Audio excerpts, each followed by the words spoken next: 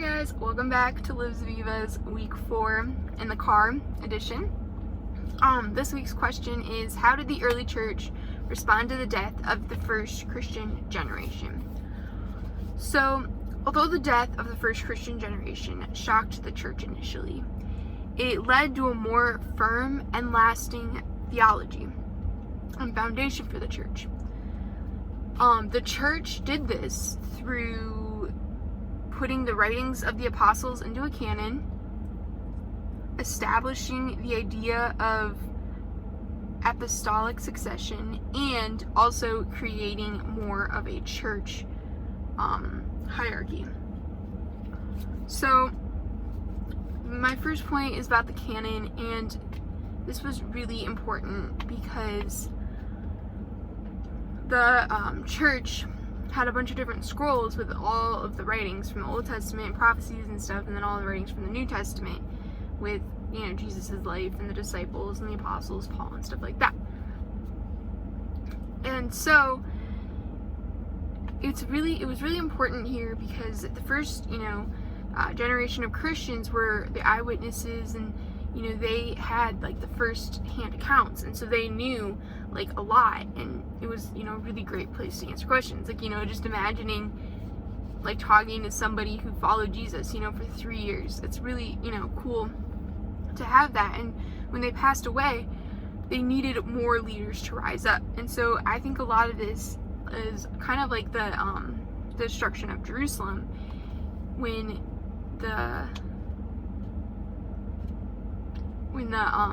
all the rich and beautiful and smart people left and were taken. They needed leaders to rise up, and that's how we got the Sadducees. And so it's kind of like that, like we had all these great leaders and apostles leave, and then they needed something to kind of hold the church together and bring it together and give it leadership. And so this was the canon. And so a canon is a book that just unifies like a bunch of different books together. Marcion was a bishop back then, and he was this really rich bishop, and he kind of came up with the doctrine that Yahweh was Satan, and that God from the Old Testament was different from God in the New Testament, and he had all these points to back up his evidence in a canon. And so he put a lot of the apostles, mainly Paul's books, into a canon, and that's where he like got all of his proof. And so that's what he would show people, if somebody was like, oh, why do you believe this? And so he had it all right there in his book. And so Christians were really stumped by this, and they didn't really know how to like go about disproving this guy or telling him that he wasn't a Christian, because they didn't have one book. They had many scrolls. And so they put this a canon for Christians together on just like what goes and what is said.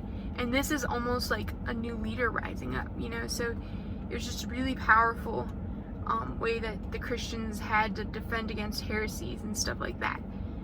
A great quote from Robert M. Grant is, Marcion forced more Orthodox Christians to examine their own presuppositions and to state more clearly what they already believed.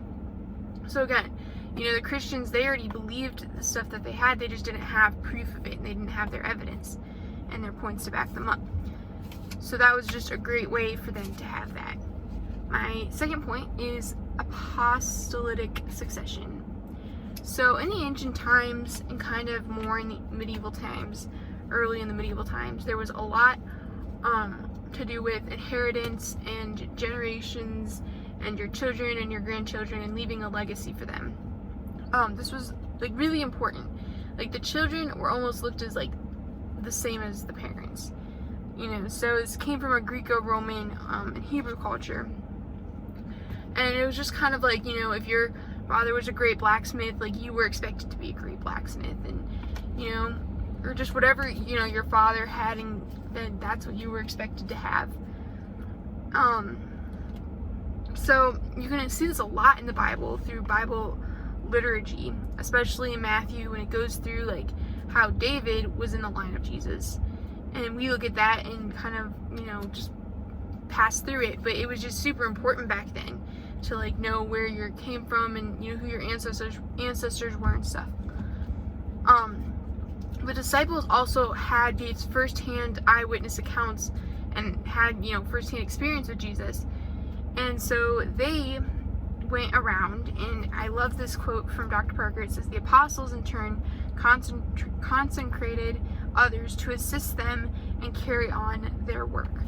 So the disciples went around and made disciples, and so it was almost like their students had this gift of the Holy Spirit, and that their children had this gift of the Holy Spirit to go around and preach the gospel. And so so they're just that they kept making disciples, and they kept telling the first-hand accounts, so that was that really impacted the church when the first generation died. And my last point is that church hierarchy came into play. So this point is super interesting. Paul actually tried to kind of put in some of this church hierarchy with a patron-client relationship. And it did work a little bit, and it just didn't really develop fully until like the 2nd or 3rd century. And I think it's really kind of weird and cool that it took so long for this hierarchy to form. It wasn't just 5 years, it was 40 years or something crazy. But they finally got this hierarchy down, and so they had deacons and bishops, overseers, and a body of elders, and a bunch of other things that I don't remember. But so these leaders just kind of kept up with the churches and unified the church in doctrine again, and in general. And so the way it would work is bishop would get a new text, and he would have a group of 10 churches in a location, and then he could go around and give those 10 churches the doctrine that he found. So it's just really cool to unite the churches and have the big unified Holy Catholic Church, and then within that have little churches in different areas. It's just really unique. Another really cool kind of thing is that the bishop or deacon had to talk to God for you, so you had no direct access to God, which is really weird to think about, but that's how they did it, and this was just kind of forming their hierarchy. So another quote, again from Dr. Parker, says, "Slowly over the course of the 2nd and 3rd centuries, a unified idea of how the overall church should be structured was put into place." So again, it took over the 2nd and 3rd century, and it started way back with Paul. So it took a long time for this to actually, for the church actually to have a structure and have a hierarchy.